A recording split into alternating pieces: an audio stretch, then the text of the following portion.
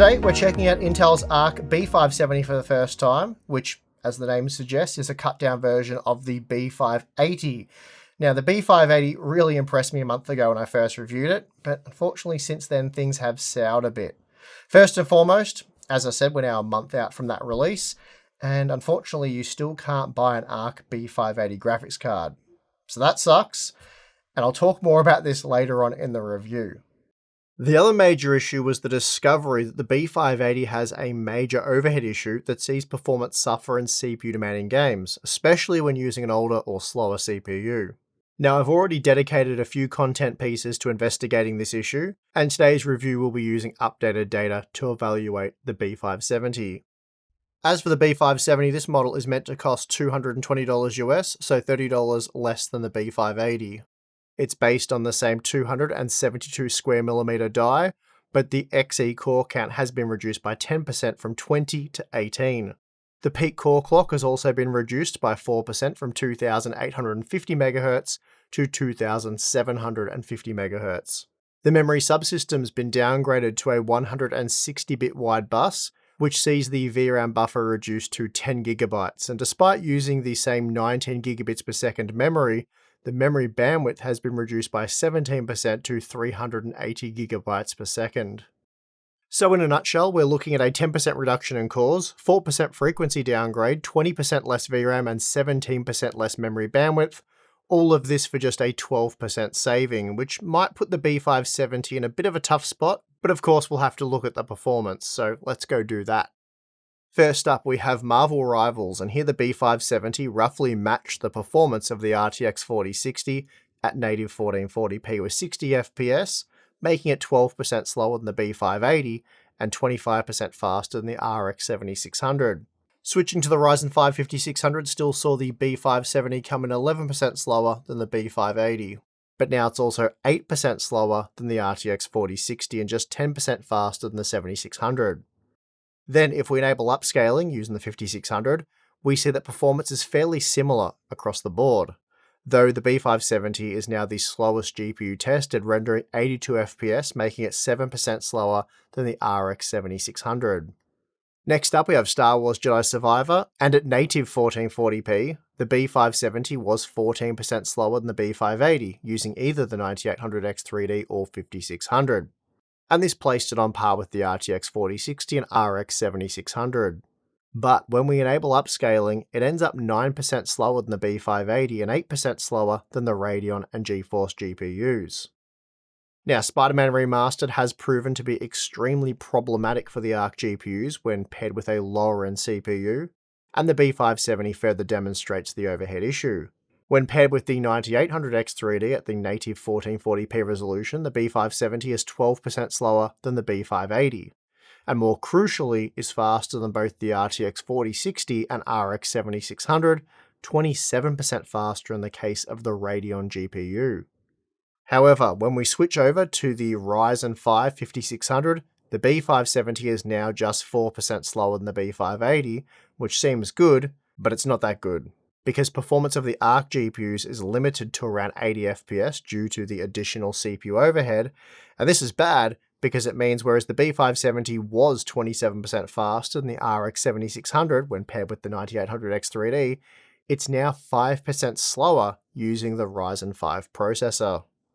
And not only that, but when enabling upscaling, the B570 ends up 23% slower than the RX 7600, as performance is again capped to around 80 FPS when using the slower Ryzen 5 processor. The Hogwarts Legacy results are interesting. Firstly, at native 1440p, using the 9800X 3D, the B570 is 16% slower than the B580, making it the slowest GPU tested. Switching to the 5600 reduces that margin to 9%, and now the B570 is able to match the RTX 4060. Then, once we enable upscaling, the Arc GPU gets left behind, and quite interestingly, this is also an issue when using a very popular CPU such as the 9800X 3D. In fact, with the 9800X 3D, the B570 ends up being almost 30% slower than the RX 7600.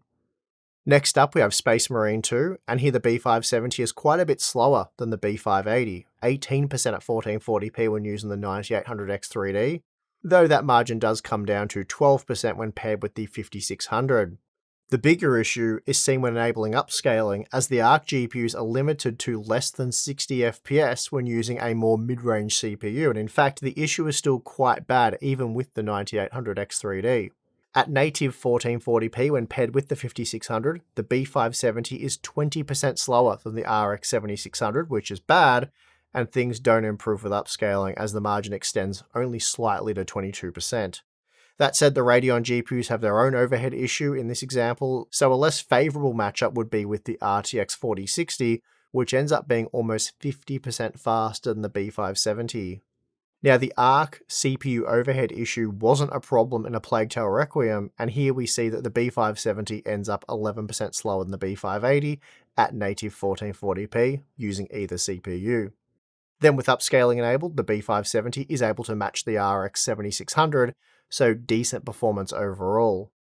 Moving on to Cyberpunk 2077, we see that the B570 is roughly equivalent to that of the RTX 4060 in this title, making it a few frames faster than the RX 7600, at least when using the 9800X3D. Installing the Ryzen 5 processor sees performance become more CPU limited, as you'd expect, and as a result, all 4 GPUs are now delivering similar performance at around 60 FPS. However, if we enable upscaling, this pushes all 4 CPUs to around 80 to 84 FPS, but what you'll notice here is that the 1% lows are considerably lower when using an ARC GPU.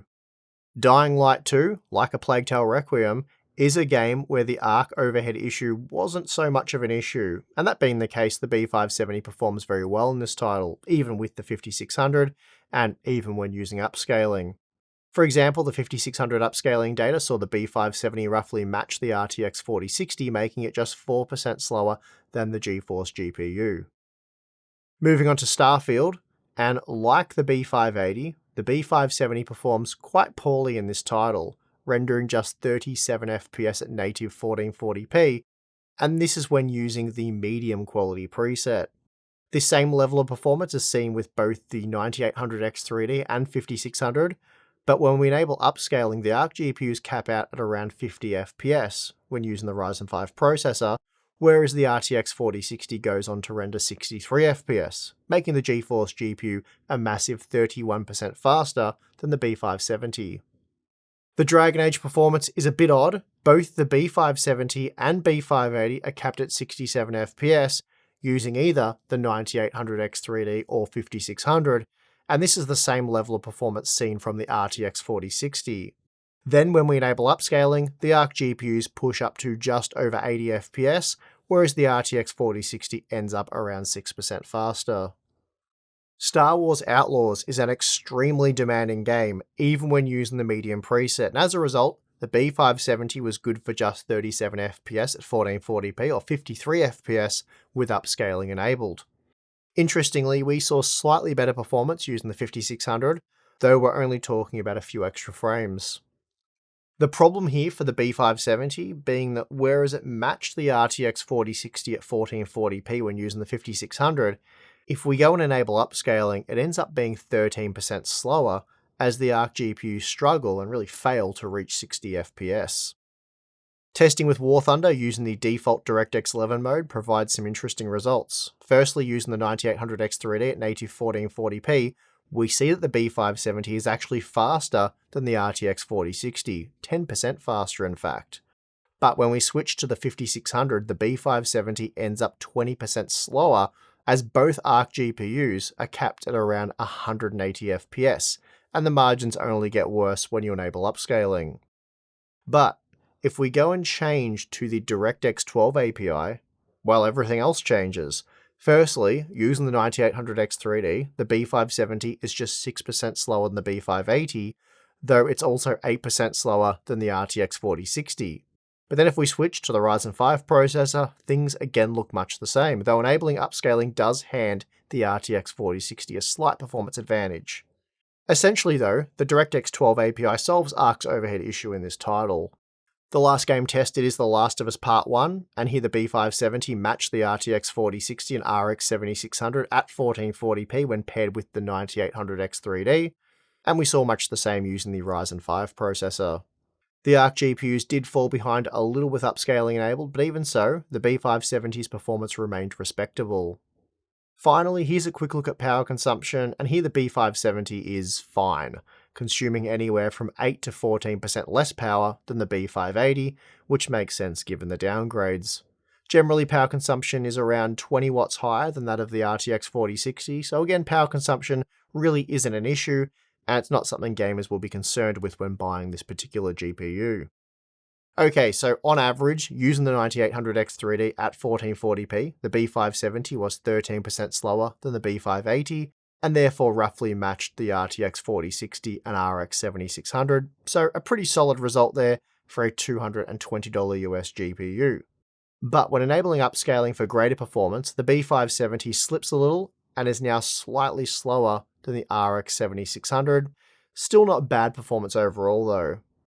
But if you have a slower CPU, such as the Ryzen 5 5600, the B570, it does okay at native 1440p, again matching the RX 7600, while it was just 8% slower than the B580. Then with upscaling enabled, it was 4% slower than the RX 7600, and 6% slower than the B580. So again, decent performance overall for what is meant to be a $220 US GPU. But before we go and make any value calls, let's check out the cost per frame data. Okay, so a couple of things before we go over the cost per frame data. Firstly, I'm well aware that you can't actually buy a B580 for $250, and retailers such as Newegg are out of stock. So as it stands, the $250 US MSRP for that part, it's not really a thing, even a month out since that release. That said, listing scalper prices here, not particularly useful either. So essentially, if you can't get a B580 for $250 US, or the equivalent price in your region, then just don't buy it. The same applies to the new B570. Didn't knock the box over, we're all good. Same applies to the B570. Availability there is probably going to be horrible as well. Of course, I don't know yet because we're reviewing these ahead of the public release. But unless you can get a B580 for the MSRP, it won't be worth buying. Of course, wait till my conclusion before I get to whether I'm going to recommend this thing or not. But I just wanted to give that disclaimer before going over the following graphs. It's also really difficult to accurately assess the value of the new ARC GPUs, as it depends on quite a few different factors. Firstly, there's the VRAM thing to consider. Both the B580 and B570 offer more VRAM than competing AMD and NVIDIA parts. But then there's also the overhead issue, which often sees the ARC GPUs underperform at 1080p, and even at 1440p with upscaling, and the CPU use plays a key role in all of this. So that being the case, I have a few different data sets that we're going to go over to evaluate the value of the B570, so let's get into it. Okay, so at native 1440p, the value of the B570 looks pretty great, especially when using the 9800X3D. Here it matches the value of the B580, making it 15% better value than the RX 7600 and 34% better value than the RTX 4060. Now, if we look at the data recorded with the Ryzen 5 5600, the B570 improves its position relative to the B580, now coming in 4% better value, but when compared to the RX 7600, it's now offering just 12% better value, though it's still 22% better value than the RTX 4060. But it's the upscaling data that is far less favourable for Intel. Using the 9800X3D, the B570 is just 10% better value than the Radeon GPU, and 18% better value than the RTX 4060. And it gets even worse when using upscaling with the Ryzen 5 5600, as here the B570 is just 8% better value per frame when compared to the 7600, and if we were to use the 1% low data, this comparison would be even less favourable for Intel. So as I said, evaluating the value of Intel's new Arc Battlemage GPUs is rather difficult. On one hand, if you have a powerful enough CPU, they're pretty great. But on the other hand, how likely are those shopping for a budget graphics card to have a high-end CPU? Think Ryzen 5 7600 or better. So that being the case, probably not very likely. And then for those of you with a CPU equal to or perhaps even slower than the Ryzen 5 5600, it becomes a more difficult choice. Going with the Radeon RX 7600, for example, that'll ensure your CPU lasts longer, so that'll maximize value there, and you should also receive better performance overall, pending a CPU upgrade, of course. This is a major problem for the B570 because as an entry-level GPU, ideally intended for budget gaming, it really needs to work well with CPUs that are even older than the 5600, because let's be real here, the vast majority of budget gamers don't have a CPU that's more powerful than a Ryzen 5 5600. And as we just saw, for those of you with a CPU equal to the 5600, the value of these new Arc GPUs often isn't particularly great. You're generally saving very little, and when you consider the numerous compromises you'd be making when going with an Arc GPU, it's hard to argue that you end up saving that much, if anything at all. I think the B580 is still worth the gamble, as the 12GB VRAM buffer makes it much more appealing than the RX 7600 and RTX 4060. But the cut down B570, it just isn't cheap enough in my opinion. It needs to be $200 US at most. The 10GB buffer is certainly better than 8, but it's not that much better. And really moving forward, 12GB should be the minimum for GPUs priced at or above $200. But in a world where the Arc B570 is available for purchase at $220 US, should you buy it? I think my answer to that would be probably not. As I said, it needs to cost no more than $200. Otherwise, I'd just recommend spending a bit more, going $250 for either the B580 or RX 7600. And since you can't get the B580, I guess the Radeon GPU is it. And this really has been the issue, the big issue for Arc. Not the drivers, not the CPU overhead, but rather availability. We're now a month out from the B580 release, and availability is extremely scarce. And worse still, pricing in other regions for these Arc GPUs, it hasn't been nearly as impressive as what we've seen over in the US. For example, here in Australia, you can actually buy a B580 right now. You can pick one up, but it's going to cost you 470 Australian dollars. And that's not scalper prices, that's just the regular going price for a B580 here in Australia. And it's the same price you will currently pay for an RTX 4060, and it's about $40 more than an RX 7600. In fact, if we go and put together another cost per frame graph using the more favorable 1440p native data, so not the upscaling data, just the native data, and we go and use the local Australian pricing, Arc looks really poor in terms of value. The 9800X3D data sees the B570 come in just 6% better value than the RX 7600, and then just 5% better value when using the Ryzen 5 5600. And this is all assuming that the B570 ends up costing $410 Australian, which I've been told might not be the case. It might be more like $430 to $440, and if true, that will be a disaster. So a bit of a disappointing story for Intel's latest Arc generation. And things started out so positive, so very exciting at the start, only for a number of critical things to go wrong. And while Intel could still save this series, that's yet to play out.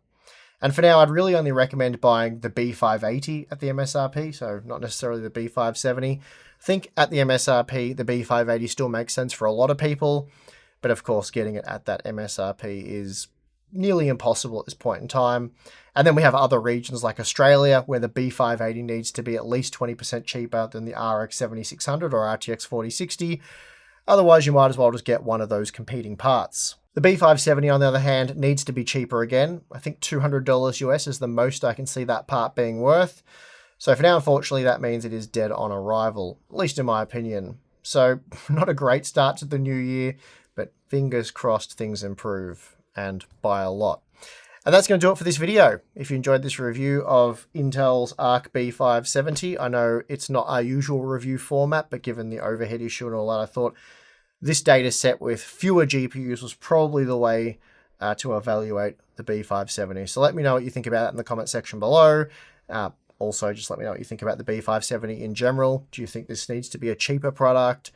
Yeah, give me your thoughts. Also, we have Patreon, the join button for YouTube. Either one of those will give you access to our exclusive Discord server. We have monthly live streams for members only. Behind the scenes content, Q&A stuff, a lot of cool things there, so check that out if you're interested. But if not, that's perfectly fine, and I would like to thank you for watching this video. I'm your host, Steve. See you again next time.